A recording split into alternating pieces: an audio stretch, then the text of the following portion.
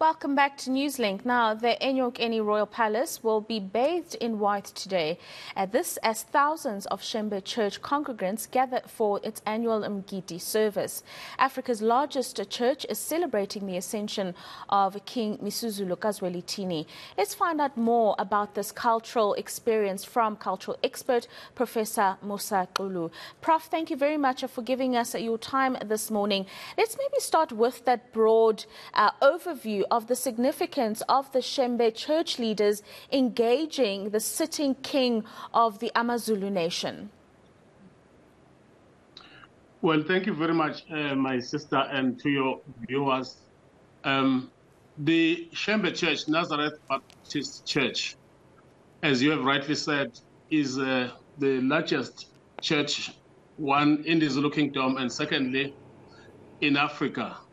But also, when the founder of the church, Prophet Isaiah Shembe, came down from the Free State to here, he went to the Zulu Royal House to tell them that he had been sent by God to come and establish a church for the Zulu nation and the Zulu Kingdom. So them going there today is as a result of the relationship that they've always had with all Zulu kings since the last century. That they had the church and the Zulu royal family, as well as the Zulu Kingdom people, have very close relations. As you can see, it's very large. It's they go to the king because, as you know, it is the first time that they meet with him after the handing over of the certificate. And it is significant that the Mgidi is dedicated to celebrating him for now being fully king of the Zulus. Now, it's also to strengthen the relationship that was started, as I said, many years ago. It happens every month, every year during the month of November, since the last king, the one who passed away, King Zwelithini, decided some 9 or 10 years ago that it should be so. Importantly, is that it's an opportunity for not only the members of the Zulu family, but all the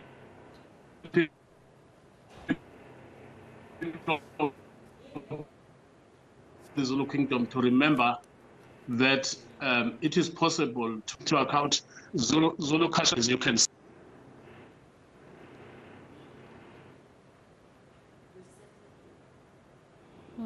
Professor Xulu, if you can still hear me, we are struggling a little bit with your line. I hope you are not struggling with issues of load shedding. But if you can still hear me, let's continue our discussion around why it is so important to preserve the relationship between the Zulu nation as well as Africa's biggest church, as you've just described.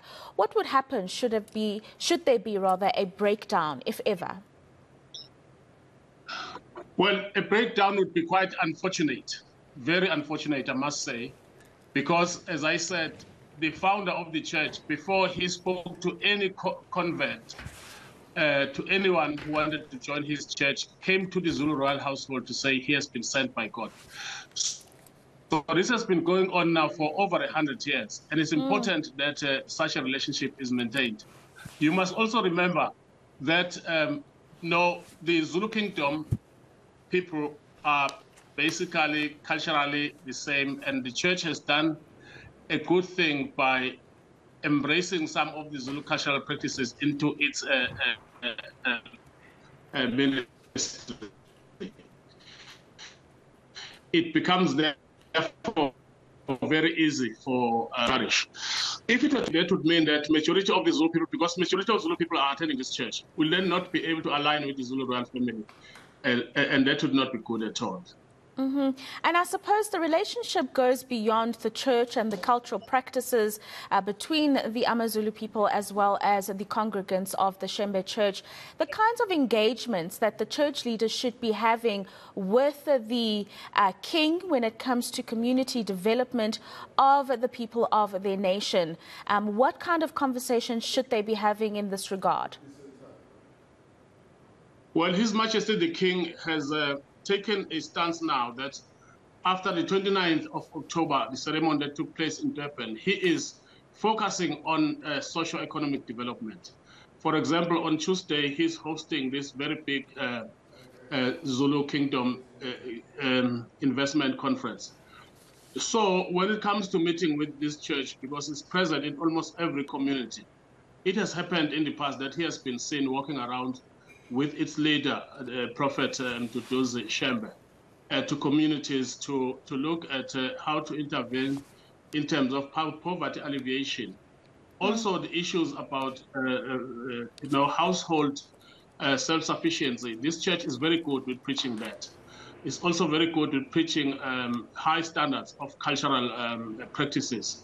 And therefore, the relationship between the king as the embodiment of Zulu culture and this church, which is in its philosophy and in its doctrine, taking a lot of Zulu cultural practices along with the Christian mission message, it becomes even more stronger in terms of strengthening the Zulu kingdom, in terms of strengthening the Zulu nation, and in terms of strengthening the throne of His Majesty the King. He can rest assured, because this is also his church. No, he's a congregant there. His membership of Christian church is with this church, not any other.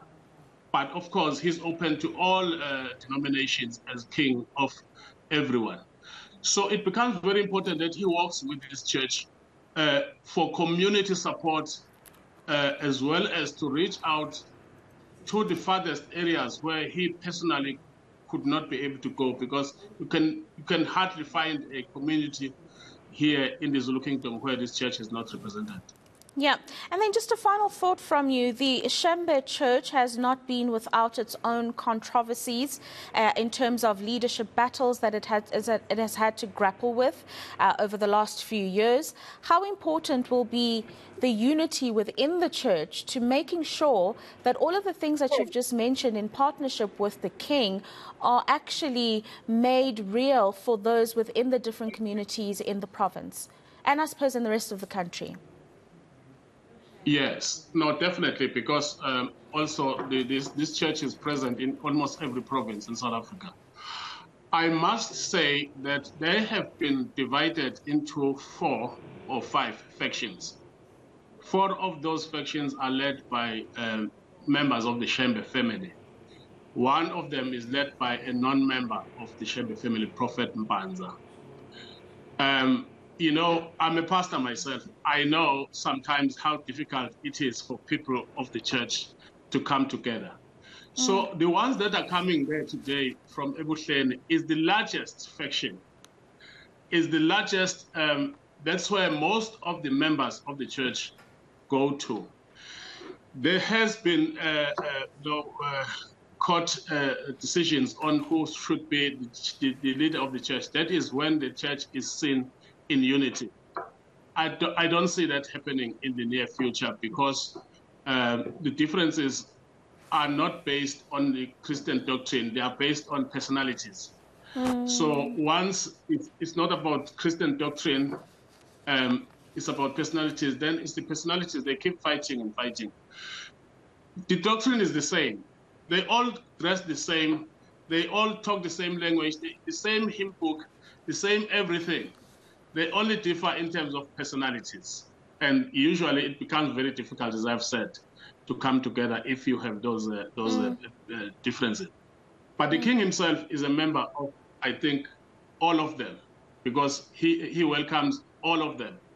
They will, from time to time, visit him, even the others, which are smaller. He has to attend to all of them, but he's got personal, close relations with Prophet Musa Xulu. And Prophet Shembe has been very supportive, openly supportive to the King, His Majesty. In the darkest of hours, when his ascendancy to the throne was being challenged left, right, and center, this prophet and this church stood by him openly without fear or favor. And you do need from time to time people like that who don't compromise when it comes to supporting. So this church has stood out. Despite its own internal problems, its doctrine remains solidified.